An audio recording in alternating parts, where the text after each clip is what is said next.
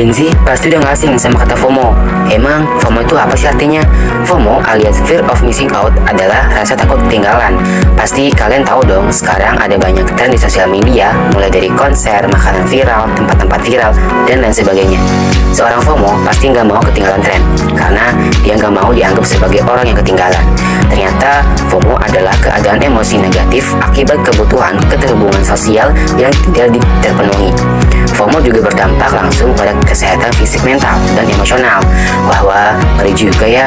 Nah, sobat kawan semua, jangan sampai kesehatan fisik kamu terganggu karena hanya FOMO ya.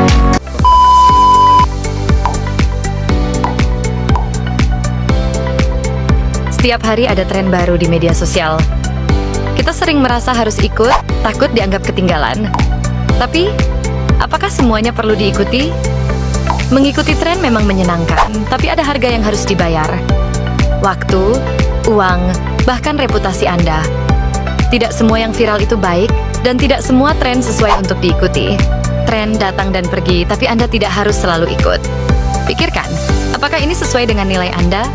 Apakah tren ini memberi manfaat atau justru merugikan? Kalian pasti pernah dengar istilah healing yang akhir-akhir ini sering banget dibahas. Healing identik dengan liburan, staycation, atau sekadar menikmati waktu santai buat menyegarkan pikiran.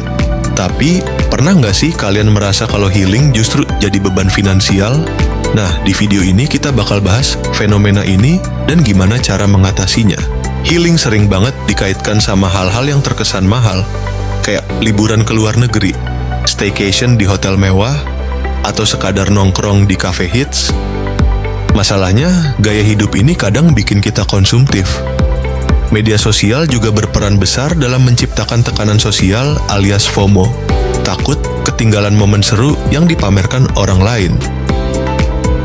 Kadang healing juga jadi beban karena kita nggak mengatur keuangan dengan baik.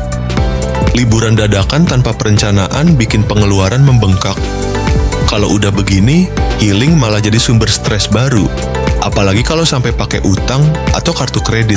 Cara menghindari healing yang membebani. Lalu, gimana caranya biar healing tetap bisa dilakukan tanpa bikin kantong jebol? Pertama, coba deh ubah mindset soal healing. Nggak perlu selalu mahal kok. Me time di rumah, olahraga, atau jalan-jalan di taman juga bisa bikin rileks. Kedua, buat anggaran khusus buat self-care.